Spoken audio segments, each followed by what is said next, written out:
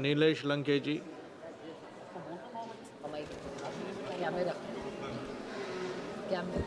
अध्यक्ष महोदय, मी आपले आणि माझ्या पक्षाच्या नेत्या आदरणीय सुप्रियाताईंचे धन्यवाद देतो की मला विकसित भारत जी रामजी विधेयक 2025 वर बोलण्याची संधी दिली. अध्यक्ष महोदय, मी आज या सभागृहात विकसित भारत जी रामजी हे विधेयक 2025 वर माझ्या राष्ट्रवादी काँग्रेस पार्टी आदरणीय शरदचंद्रजी पवार पक्षाच्या वतीने विचार मांडण्यासाठी उभा आहे. अध्यक्ष महोदय, या विधेयकाचे नाव वाचल्यानंतर एक गोष्ट प्रकर्षाने जाणवती की या सरकारला कामापेक्षा नावाचे राजकारण करण्यामध्ये अधिक रस आहे.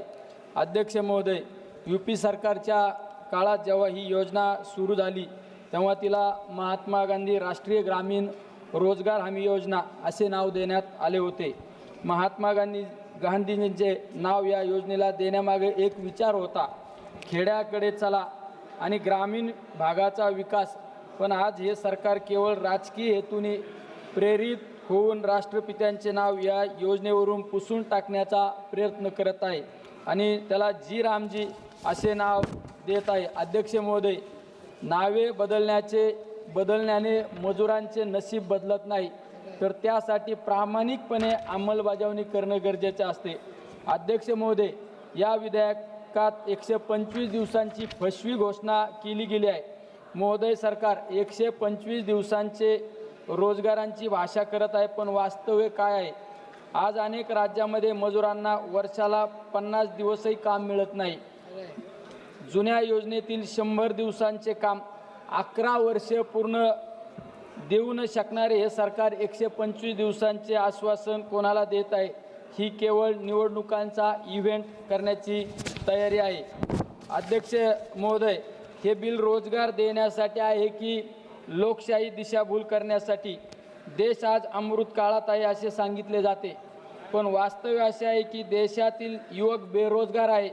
ग्रामीण भागात काम नाही, शहरात महागाई वाढत आहे आणि असंघटित कामगार जगण्यासाठी झगडत आहे.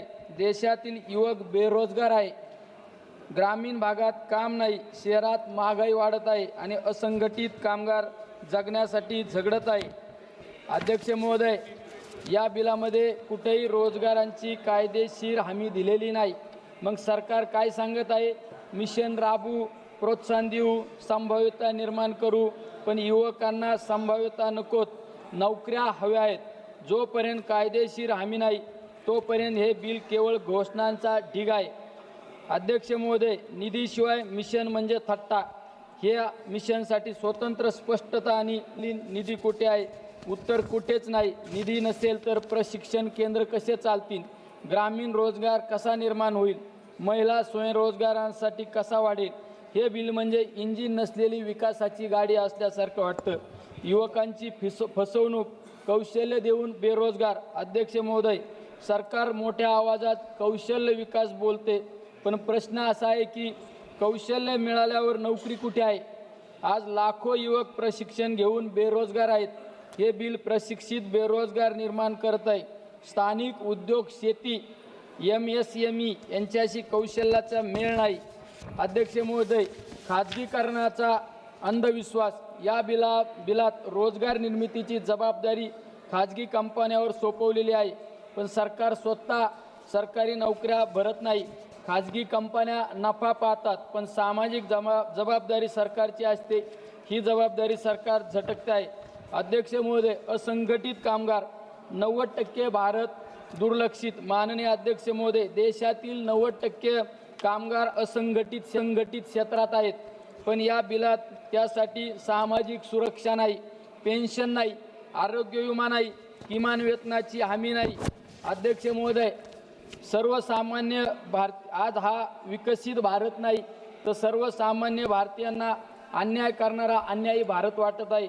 अध्यक्ष महोदय, महिला, ग्रामीण, आदिवासी भारत फक्त कागदावरच. महिलांना रोजगार नाही, ग्रामीण युवकांना संधी नाही, आदिवासी भागांचा विकास नाही. हे सगळे शब्द आहेत, फक्त ठोस कृती नाही. स्वयंसहायता गट, शेतमजूर, स्थलांतरित कामगार हे सगळे या बिलात अपेक्षित आहे. अध्यक्ष महोदय, या राज्य सरकारचा दुय्यम वागणूक, रोजगारीची समस्या स्थानिक असते पण राज्य सरकारना अधिकार नाहीत, हे सगळे निर्णय केंद्रात घेतले जात आहे, हे संघराज्य व्यवस्थेवर आघात आहे. एकच मिनिट राहिला. अध्यक्ष महोदय, आमचा स्पष्ट आणि ठाम मागण्या, माननीय अध्यक्ष महोदय, जर सरकार खरोखर गंभीर असेल तर प्रत्येक कुटुंबासाठी रोजगाराची कायदेशीर हमी द्या, मिशनसाठी स्वतंत्र, पुरेशा आणि कायमस्वरूपी निधी द्या, कौशल्य प्रशिक्षण थेट रोजगाराशी जोडा, सरकारी नोकऱ्या तात्काळ भरा, असंघटित कामगारांना पूर्ण सामाजिक सुरक्षा द्या, राज्य सरकारांना अधिकार द्या. जोपर्यंत या मागण्या होत नाही तोपर्यंत हे बिल आम्हाला मान्य नाही. भारतीय जनतेला कसा भारत हवाय, विकसित भारत हवाय, पण बेरोजगार, उपेक्षित, असुरक्षित नको. धन्यवाद. जय शिवराय. आज या पवित्र सभागृहात केंद्रीय आणि शेतकरी कल्याण आणि ग्रामीण विकास मंत्री श्री शिवराज सिंह चौहान